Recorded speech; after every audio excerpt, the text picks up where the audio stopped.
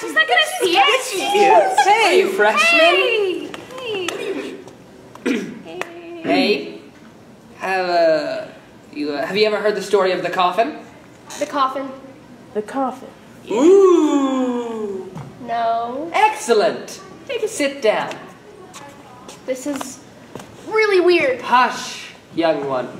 We begin our tale. Once upon a time, in a city very much like the one where you now live, there was a tall, striking young man with cornfield hair and a lack of self-esteem matched only by his total... Wait, Josh. Are you describing yourself? You can't be the star of the story. You're not the only senior in top. Yeah. Wait. Okay. How about this? Once upon a time, in a land much like the one you live in a city just like your city, there was a young man of average height, very funny, and often mistaken for someone much younger. But he was... No. Wait, no. Why does the character have to be a man? Why can't it be a woman? Yeah, women's rights. Yeah. Okay, Bailey, I'm telling the joke here. Is someone being sexist in here? Mrs. B. No, we were just telling Katie here Kim. My name is Kim. the story of a young woman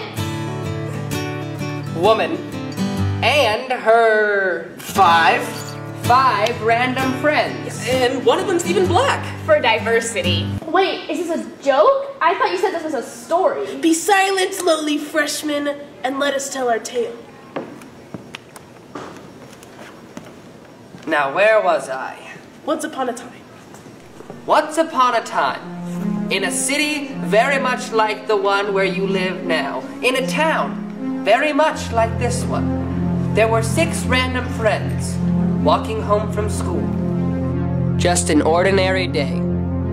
They were even thinking about stopping for some ice cream. Yes, good. As they walked, they cut through the local cemetery.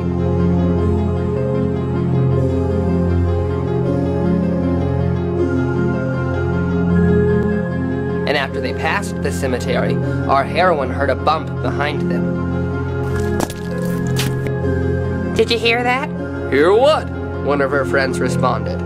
They all paused, but hearing nothing, she shrugged and they continued along their way. They had only gotten a few steps further when they all clearly heard a bumping noise behind them. They stopped and turned to see what it was. Behind them stood a coffin. Chilled, they continued walking.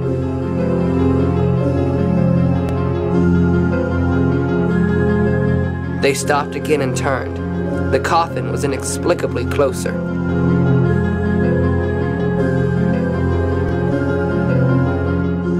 They started walking again, stopping, turning. Sure enough, each time they turned away, the coffin closed the gap between them. They were terrified for their lives. Because these friends watched way too much TV. They all turned and began running as fast as their little legs could carry them. Behind them, the coffin came faster.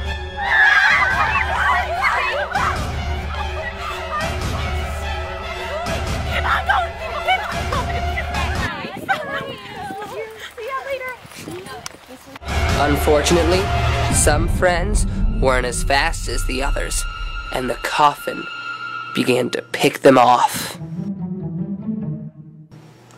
One by one. Suddenly, there were only 5.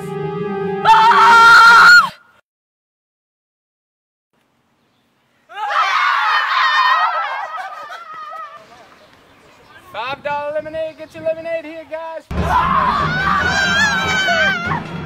Then 4.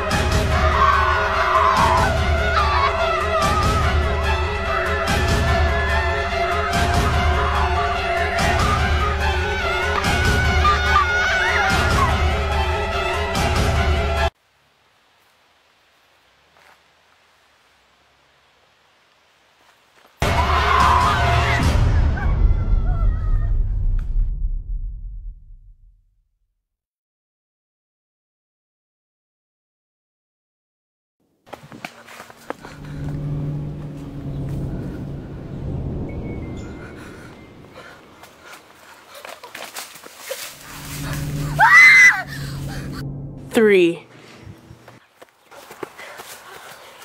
Oh, we made it! The black guy made it! Oh, take that cereal! Ah!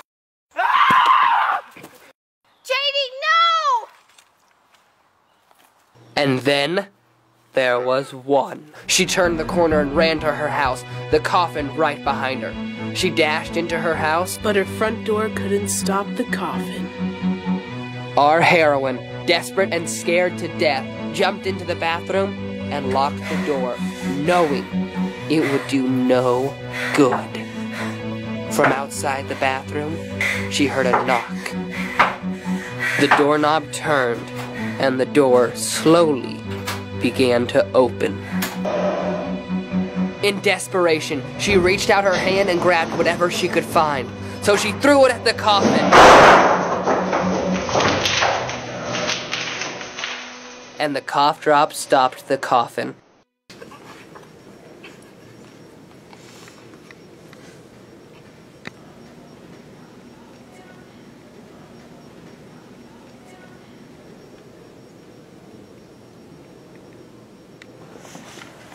You guys are the worst. Just graduate already. I think we have a new Cushmaker. What's a Cushmaker? No, you don't want to know. So this guy walks up to a private in the army.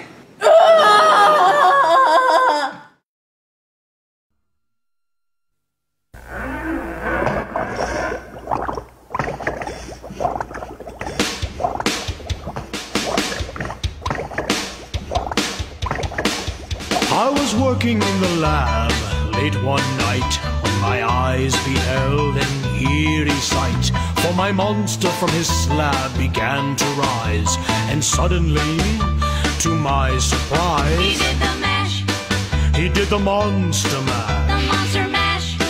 It was a graveyard smash. He did the mash, It caught on in a flash. he did the mash. He did the monster mash. From my love Notari in the castle east to the master bedroom where the vampires feast. The ghouls all came from their humble abodes to catch a jolt from my electrode. They did the mash, They did the monster the mash. monster mash. It was a graveyard They smash. did the mash, It caught on in a they flash. did the mash. He did the monster mash.